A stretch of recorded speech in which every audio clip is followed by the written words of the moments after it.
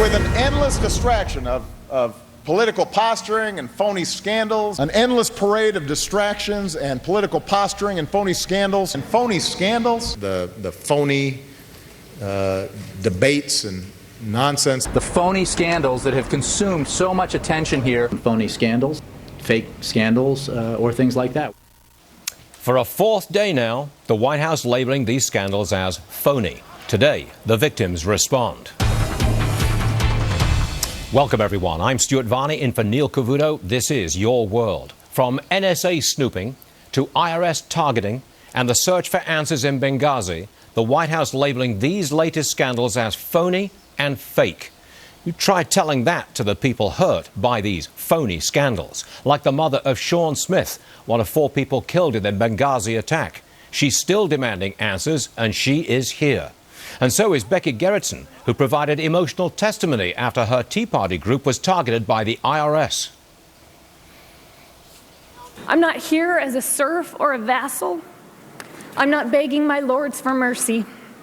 I'm a born-free American woman, wife, mother, and citizen. And I'm telling my government that you've forgotten your place. I'm not interested in scoring political points. I want to protect and preserve the America that I grew up in. The America that people cross oceans and risk their lives to become a part of. And I'm terrified it is slipping away.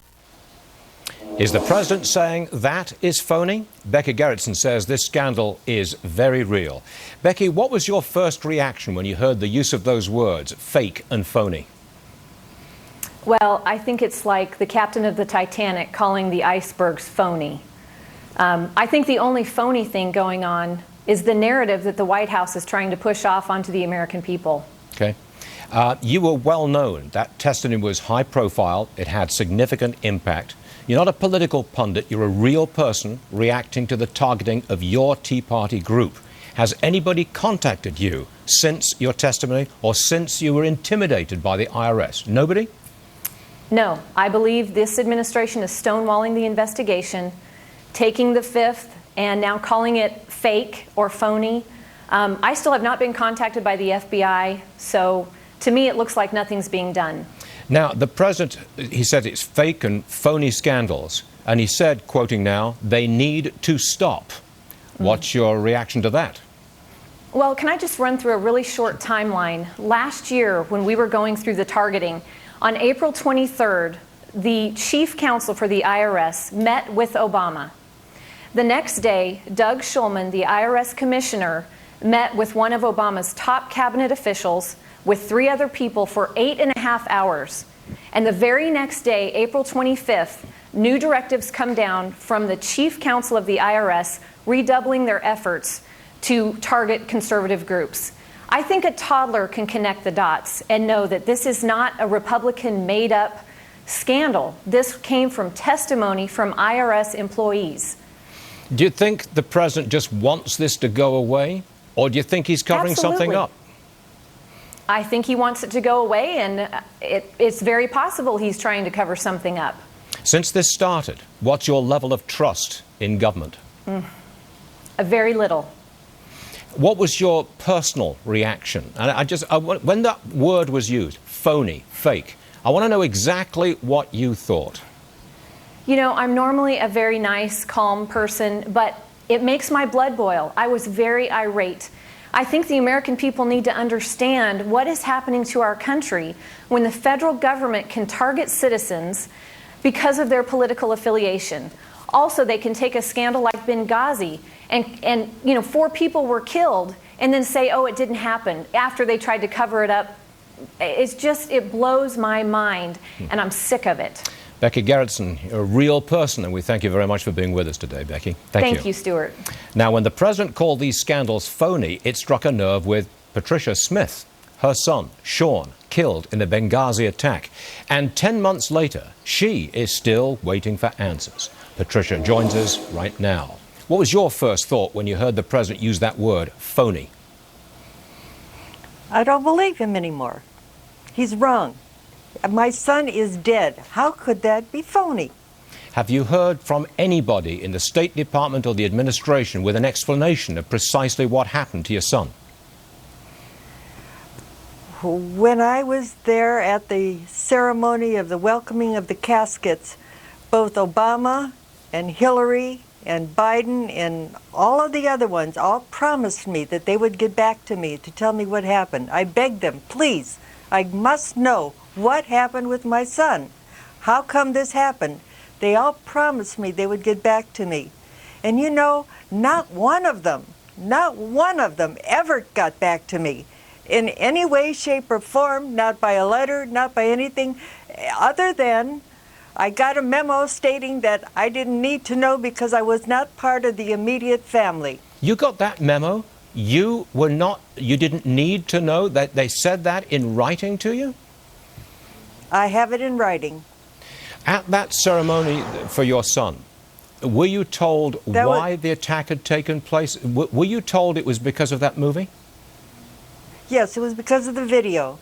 And no one ever got back to you to say that wasn't correct?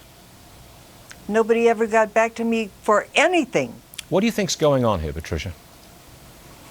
I think Hillary is riding her little wave of I'm sorry, I didn't do anything, I'm innocent, and everybody better listen to me because I know better. And nobody, I even told him at the time, I said, please, just whisper if it's that classified, whisper in my ear and tell me what happened. I have to know what happened with my son. And nobody ever whispered in my ear. Nobody ever came back to me. Nobody ever told me anything. What are you No, I'm still waiting. Obviously, you're angry, you're very upset, as of course you should be. What are you going to do? I'm going to speak out every chance I get, and every time Hillary comes on there saying she wants to be president, I'm going to stand out there and say, no, please, people, don't let her be there. Do not let her have a chance to do this to other people. Don't do it. Forgive me for pressing this, Patricia, but you're not a political pundit. You're a real person. You are a grieving mother. And I want to go again, one more time. What was in your heart? What was your feeling when that word was used? Phony, fake. Tell me again, please.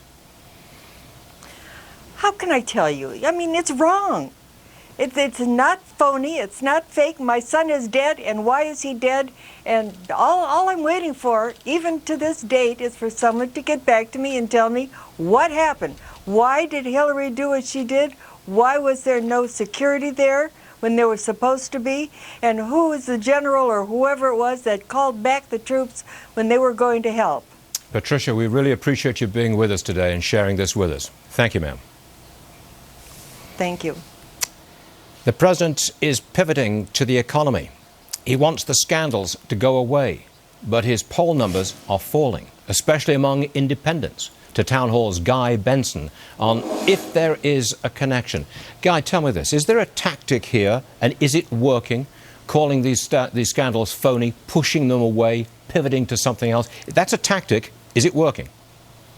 I don't know how you can listen to the two interviews that you just conducted, Stuart, and conclude anything other than this is a failed tactic. This is, in fact, an insulting tactic. It is a long-standing tradition on both sides of the aisle in Washington, D.C. for politicians to take stories that are unhelpful and problematic for them politically and to try to kind of downplay them a little bit and diminish them in terms of importance.